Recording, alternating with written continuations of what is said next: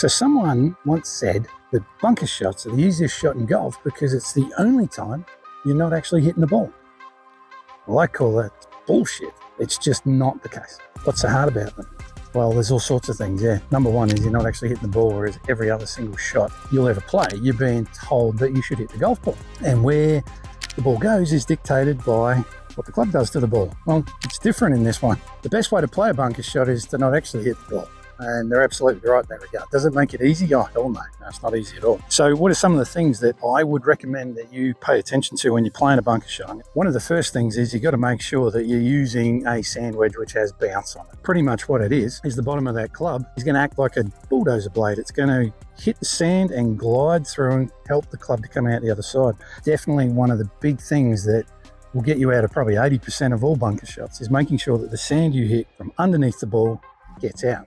All right, so one of the big things you've got to do is you've got to have the bounce working for you. One of the next things you can do is get yourself a nice solid base. So you've got to make sure that you are digging your feet in, because this is unlike other shots on the golf course when you're on the grass and your spikes are going to dig into the grass and you should have a pretty good grip on the ground. In a bunker, if you don't do that, your chances of you sliding around all over the place are quite high. So dig your feet in so you get a nice solid base. And the other thing is you're going to really get really balanced. So you've got to be bending from the knees, bending from the waist, even more than what you probably normally would on a normal shot. By squatting down a little bit more, getting a little bit lower, this is going to help you to get the low point in your swing into the sand, which allows us to then go underneath the golf ball and get the golf ball to come out on top of the sand. The next part, which is probably the number one thing that I teach my clients about playing bunker shots, rather than probably most of the advice I've ever heard and the stuff that I got, was that you shouldn't try to hit a certain distance behind the ball in the sand, because it changes depending upon the kind of sand that you're in. If you're in really soft, fluffy sand, you're going to take these really big, deep divots with lots of sand, and the point where you hit the sand is going to be a lot further back than normal and probably a long way behind the ball. But if you're playing on really hard, compact sand, that club's not going to go down deep into the sand. It's going to create a very shallow divot, and therefore the first point of contact in the sand is probably going to be pretty close to the ball. But in both circumstances, you're still trying to get the club to go into the sand, under the ball, and the ball come out on top of the sand. If that's the case, what you've got to learn is where's the low point in your swing rather than trying to hit a certain spot. So what I get my clients to do is, and you can try this as well, is you stand there and dig your feet in, open your club face up a little bit just to give yourself some more bounce. And I do that by holding the side of the club, not there, and turning my hands. Then all I'm going to do is basically lean right into my front side, which is going to help me to get this feeling of hitting down and into the sand. And I'm going to take the size of swing I think I need to make to hit the sand out of the bunker. Now for me, this is about probably a 5 meters to the lip and probably about 10 meters to get on the green. So I'm going to take what feels like about a 3/4 size swing to me, and then I'm going to follow all the way through with my belly button, my chest, to make sure that I'm dragging that club through with my body turn, because this is where the strength's coming from. It's not from my arms. So 3/4 back, all the way through, and I'm going to do a whole bunch of swings in this one spot. What I've got is this divot that goes there. So the club's going into the sand here. It's coming out about there every time. And the low point is about there.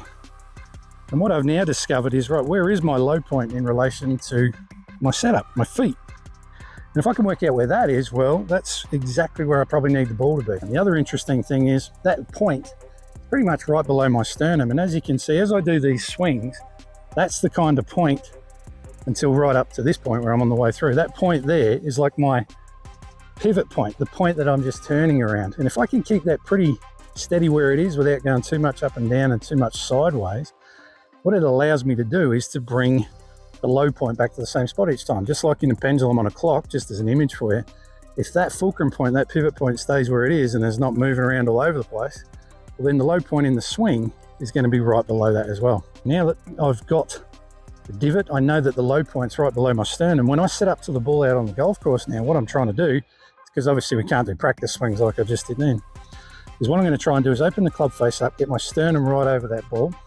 But all I'm trying to do here is my attention's not on trying to lift this ball out of the bunker. It's not on trying to get it up and over the lip or anything. All it is I'm going to take that 3/4 swing again with a big follow through, trying to get the sand to get out of the bunker. So I've got the club face open, I'm dug in, and I go 3/4 back all the way through.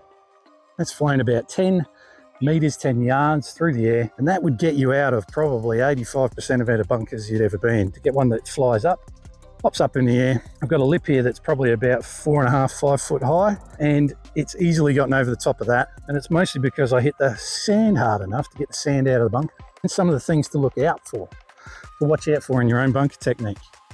If you find that you are hitting and you're hitting under the ball, you're not hitting the ball, but you're hitting underneath it and it's just duffing there, you're probably doing something like that.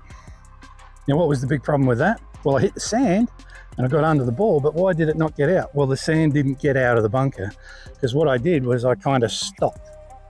I didn't have the club face open, so the club didn't slide through very well at all. It grabbed and I stopped my body turn. So what I've got to try and do is make sure that I turn all the way through again. Another common thing to watch out for. So one of the big things with bunker play is asking yourself after you've hit a bad shot, what actually just happened down here at contact with the ball and the sand and the club. So another common thing I see a lot of is when people knife the ball, blade the ball, thin the ball into the lip in front of them. Okay, how do they do that? Well, what they're doing most of the time is they're thinking, oh, I've got to try and lift it up, and they hang back just like they would in other bat and ball sports. Because in cricket and tennis, in baseball, to hit it up in the air, you better be behind here to create loft to hit it up. But you can see there my pivot points move back. If my pivot point moves back, oh, so does the low point in my swing. If you're enjoying what you're watching and you want to come and work with me in person, come and join me at the Gold Coast here in Australia. Have a golf holiday and break that bag golf and play the golf of your dreams in the space of 3 days. All the details are down below on my website. And don't forget to subscribe to the channel. Cheers.